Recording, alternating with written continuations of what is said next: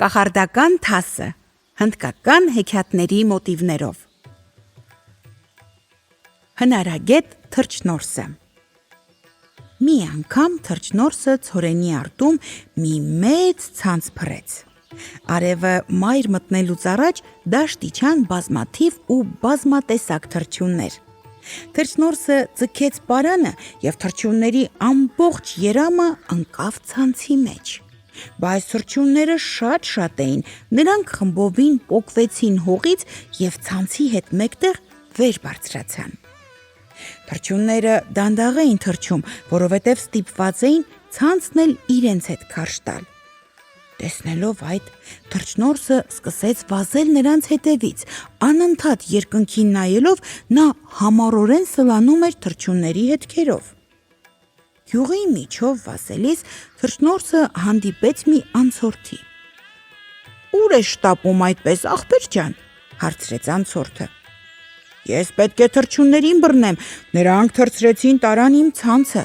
ասաց թռչնորսը, ցույց տալով երկինքը։ «Վա՜, խելքդ թռցրել ես ինչ է», զարմացավ անցորդը։ «Միթե չես տեսնում, ինչպես բարձր են թռչում նրանք, էլ չես կարող բռնել»։ Կտեսնենք, ասաց թռչնորսը և սլացավ առաջ։ Երբ արևը մայր էր մտնում, թռչունները սկսեցին իրենց համար գիշերելու տեղ փնտրել։ «Թռչենք դեպի գետը և այնտեղ գիշերենք», առաջարկեցին բադերը։ «Գետի ափին սքանչելի եղեգնուտ կա»։ «Ավելի լավ է գիշերենք բանանի պուրակում», ասացին թութակները։ «Մենք ուզում ենք գիշերել ճահճի վրա», ճչացին եգիպտահավերը։ «Այնտեղ հիանալի գորտեր են վխտում»։ «Մենք ուզում ենք գետի մոտ», ճչացին առաջինները։ «Իսկ մենք բանանի պուրակում», առարկեցին մյուսները։ «Մենք ուզում ենք ճահճի մոտ», պնդեցին երրորդները։ Նրանք երկար վիճեցին, բայց ոչ մի կերպ չկարողացան համաձայնության գալ։ Աջ կողմում տեսնելով գետը, բատերը ձգվեցին դեպի ջուրը։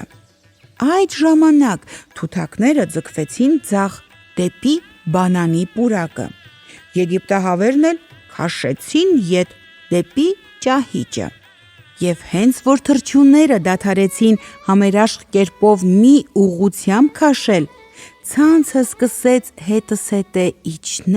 իջնել և վերջապես թռչունները կպան գետնին։ Այդ ժամանակ թռչնորսը արագ քաշեց ցանցը, շալակը գցեց ամբողջ որսը և հետևյալ օրը բոլոր թռչունները վաճառեց շուկայում։